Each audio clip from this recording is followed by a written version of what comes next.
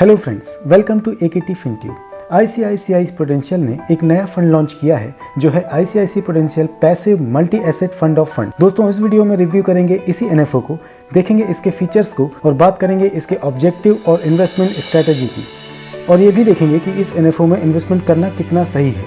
तो फ्रेंड्स, अगर आपने चैनल पर फर्स्ट टाइम विजिट किया है तो प्लीज़ चैनल को सब्सक्राइब कर लें और बेल आइकन को भी प्रेस कर दें, क्योंकि आगे कई इंटरेस्टिंग वीडियो आपको देखने को मिलेंगे।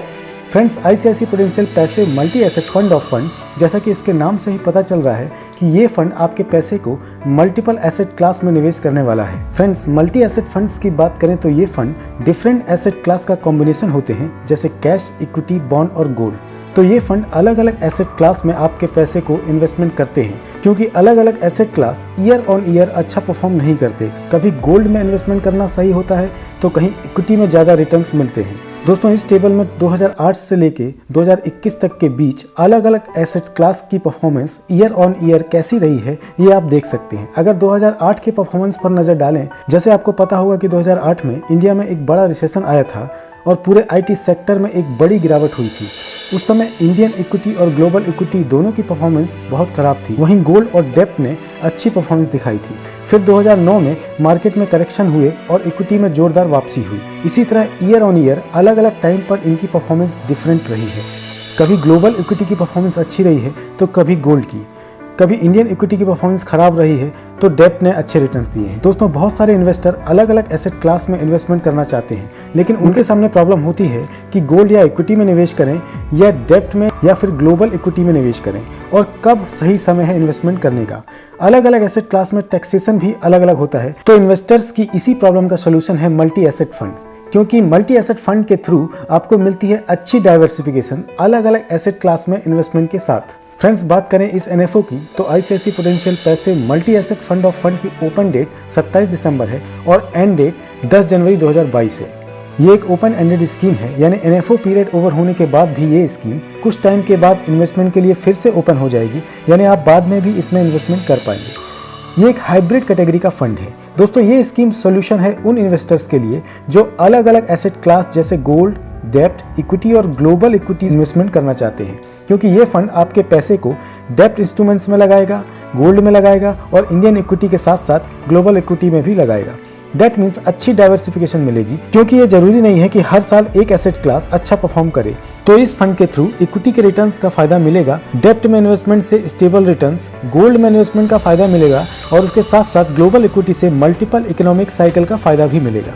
इसका फंड एलोकेशन एज अप्रोच, यानी E for equity ETFs, D for डेब्ट ETFs, G for gold ETFs और E for global equity ETFs को फॉलो करने वाली है। इसके एलोकेशन को देखें तो ये फंड डोमेस्टिक इक्विटी ईटीएफ्स में 25 to 65% तक, डेब्ट ईटीएफ्स एंड इंडेक्स फंड में 25% to 65%, गोल्ड ईटीएफ्स में 0 to 15% तक और global equity ETFs and index fund में 10 to 30% तक का एलोकेशन रख सकता है। ये फंड जो भी इन्वेस्टमेंट करेगा वो ईटीएफ्स और इंडेक्स फंड के थ्रू ही करने वाला है, इसीलिए ये एक पैसिवली मैनेज्ड फंड है, यानी इसका इन्वेस्टमेंट किसी इंडेक्स के ईटीएफ को रिप्लिकेट करेगा।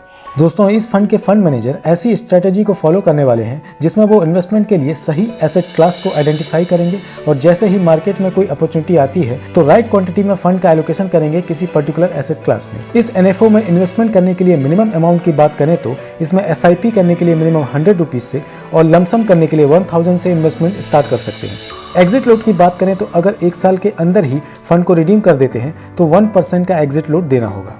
और टैक्सेशन की बात करें तो अगर 3 साल के अंदर ही फंड को रिडीम कर देते हैं तो एसटीसीजी यानी short term capital gain tax जो आपके इनकम टैक्स स्लैब के अकॉर्डिंग होगा, और 3 साल के बाद रिटर्न्स पर 20% एलटीसीजी यानी long term capital gain tax लगेगा और इंडेक्सेशन का फायदा भी मिलेगा। इसका benchmark hybrid 50+50 moderate index, S&P global 1200 TRI और डोमेस्टिक प्राइस ऑफ गोल्ड रहने वाला है। इसके एडवांटेजेस की बात करें तो इस फंड के थ्रू आपके पोर्टफोलियो को अच्छी डाइवर्सिफिकेशन मिलेगी, बेटर रिस्क एडजस्टेड और बैलेंस रिटर्न मिल सकते हैं, अलग अलग एसेट क्लास की परफॉर्मेंस का फायदा भी मिलेगा, ग्लोबल ईटीएफ्स के थ्रू ग्लोबल इक्विटी में एक्सपोजर मिलेगा और सिंपल टैक्सेशन स्ट्रक्चर का भी फायदा मिलेगा। अब सवाल आता है कि ये फंड आपके लिए सही है या नहीं, क्या इसमें इन्वेस्टमेंट करना चाहिए? तो अगर आप डिफरेंट एसेट क्लास में इन्वेस्ट करके अपने पोर्टफोलियो को डाइवर्सिफाई करना चाहते हैं तो ये फंड आपके लिए अच्छा ऑप्शन हो सकता है। जो लोग इन्वेस्टमेंट को लेकर थोड़ा बुलिश हैं और उनकी एक्सपेक्टेशन ज़्यादा रिटर्न्स की हैं, तो उनको इस फंड को अवॉइड करना चाहिए, क्योंकि इस फंड से एक एक्सेप्शनल रिटर्न मिलना मुश्किल है। हाउएवर आपको ये स्कीम डिसेंट और रीजनेबल रिटर्न दे सकती है।